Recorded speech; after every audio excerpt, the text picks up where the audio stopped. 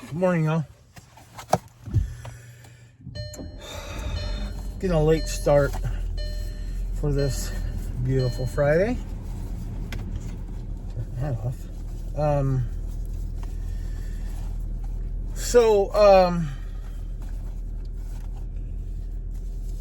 Had a conversation with a few friends last night, and they all kind of affirmed that they had nothing to do with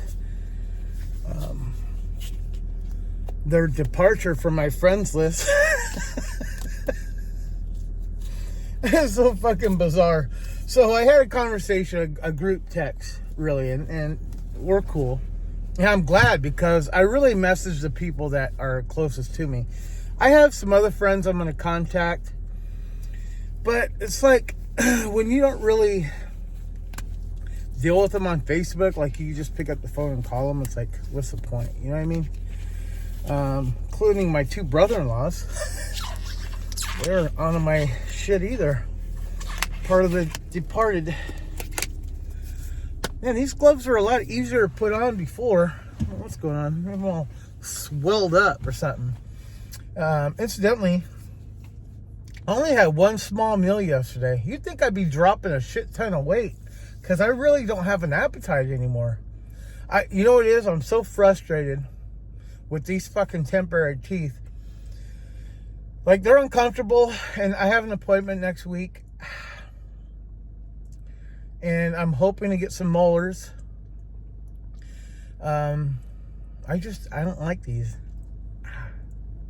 They hurt. And I got that smacking thing, and that doesn't help. And that's usually when, you know, I'm trying to lubricate these fucking fake teeth. Gets sticky. But anyway, so I had a conversation through text, and then one of the friends called me, make sure I was all right. We caught up, you know, and I was like drunk. When he called, I'm pretty sure he noticed, because he goes, he says, you don't think you like kind of had like a drunk blackout and you just went on a fucking rant and started, you know, unfriending people? And then for like a split second, I'm like, fuck, I don't even remember going on Facebook that night, but you never know. I mean, I was drinking that night, but I was watching Boardwalk Empire, you know. And last night I didn't watch any TV. I just drank. I was on my phone and talking with people, and I went to bed fairly early. But yeah, kind of a weird phenomenon. And I'm, you know, like a hint of me thinks that, man, what if I did that? I don't remember, you know. Yesterday's tea, still good. I'm going to stop at Starbucks, though, and get me a good coffee, because that last batch we got from Trader Joe's sucks ass. And then we have Starbucks beans we can grind, but everybody's asleep, so I'm not going to grind any right now. I'll just go buy me a coffee. Anyway, so you want to go along with? Let's go. And then I'm going to start my shift. It's a little late, but it's Friday. I'll get some riders. No big deal. I'm just going to take my time, and I'll probably work till 2 p.m. today. That's what time Babe gets off. So, and I got nothing else going on. I got no plans for the weekend. I am going to Uber tomorrow, and I'm going to Uber on Easter morning. And still haven't decided whether I'm going to go hang out with Babe's family or not. I told you that whole deal.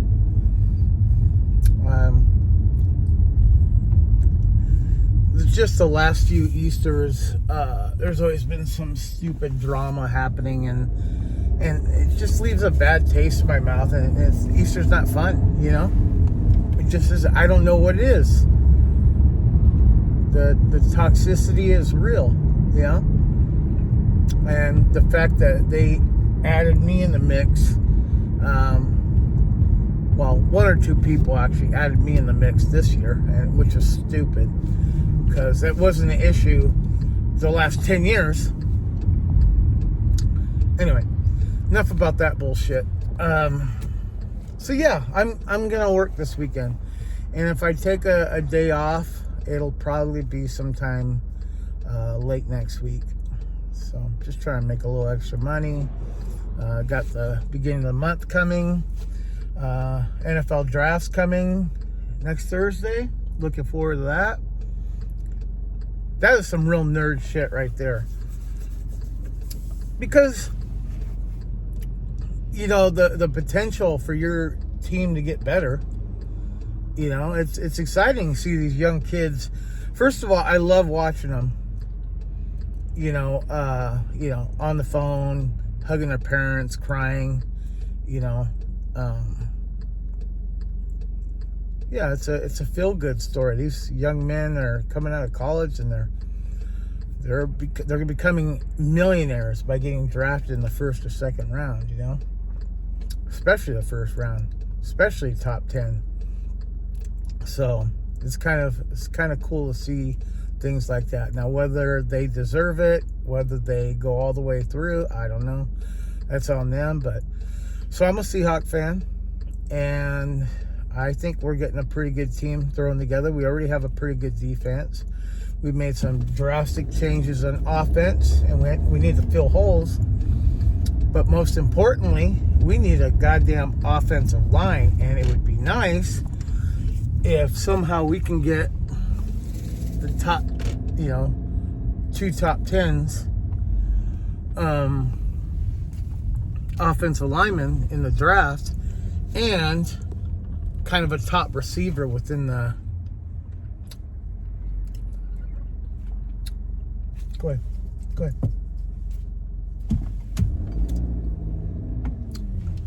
Yeah, so we need another big receiver to replace DK Metcalf. And, you know, I was sad to see him go, but he wasn't happy. So what are you going to do? He seems happy where he is now. Tyler Lockett, one of my favorites. He is no longer with the team. I hope he lands somewhere soon. Excuse me, folks.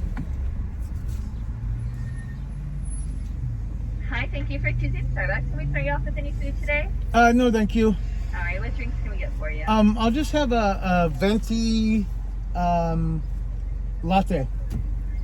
A venti hot latte? Yes. All right, you got it. And I'll do it. Perfect. $5.75. We'll see you up here. All right, thank you. Thank you. I have to think. Did I bring my wallet? Anyway, yeah, so we need offensive line. We need another receiver. We did pick up Cooper Kupp, which is kind of cool, but I don't know. He's been kind of injury plagued. But he's still fucking good. And then Jackson Smith and Jigba's, you know, our go-to slot guy. And then we got Marquez Valdes-Scantling. Now this guy, you know, people think, oh, he's too old. He's not that great. No. Hold on. I'll get back to you. Morning, 575. Can I ask you a question? Then you can go right ahead. Bam. Thank you.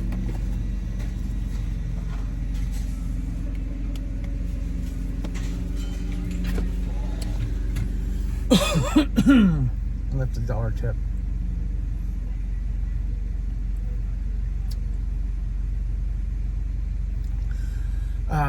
Where was it? Oh, so thank you so much. Have a great day. You too. So Marquez Valdes-Scantling. The poor guy has been, like every team he's been on, it's been like a loaded receiving core. You know, it's not like he's not been able to be like a number 1 or number 2 receiver, but he could have been. He's a deep ball guy, and like the yards after the catch, this guy's good. And I was really excited. I saw all the, you know, the threads and Facebook comments when they announced that Marquez Valdes-Scantling is a Seahawk now. And they're like, oh, washed up, used goods. You know, it's just saying things that are like okay, yeah, he's not a big name top 5 receiver, but you got to understand, this guy was always, when he was with the Packers, when he was with the Chiefs, I don't know, maybe he was with one or two other teams, I don't know, but it was always like a loaded kind of receiving core. And you got to share the wealth when you got, a bunch of receivers. And some offenses do that, like the Seahawks are used to, throwing it to one or two guys and using others as decoys. They don't spread the wealth like other teams. But think about the Eagles and the Chiefs and even the Patriots from years back. They spread that ball around so much, and it's effective. They utilized everybody. And, you'd be lucky to get a 1,000-yard receiver within that, group. But I don't know. I was just checking out some numbers, like receptions, yards after the catch, yards per game. If you give Marquez Valdes-Scantling so many receptions, give him 57 to 65 receptions a year, he'll be over 1,000 yards. I don't even think he's got that opportunity, So I was excited that he moved over. At least that's a deep ball threat right there for Sam Darnold. So I was pumped about that. So we have a new receiving core, and we're probably going to pick up a receiver or two in the draft. And for sure, we got to get 2 good top linemen. And because we have some badass defensive players, and our quarterback is pretty good if he's protected.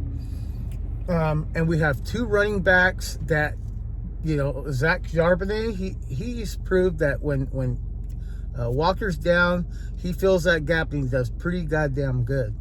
I don't like that, Walker comes back and they just give him the ball, and Charbonnet's just kind of like a, every once in a while back, and because he's really good, and he hasn't really gotten injured, nothing serious, not like Walker seems to get hurt every year, so they need Charbonnet. But man, again, offensive line, get a good offensive line, and just watch Darnold succeed, and watch our running back succeed, and give us some fast receivers, and just watch. So I'm excited. I know I went way too long on my fucking team, but hey, I'm excited, man. Draft is in 6 days, and yeah. Anyway, all right, guys, I got to get to work. Thanks for tuning in. Love you. Cheese and beer, bacon, and polyester.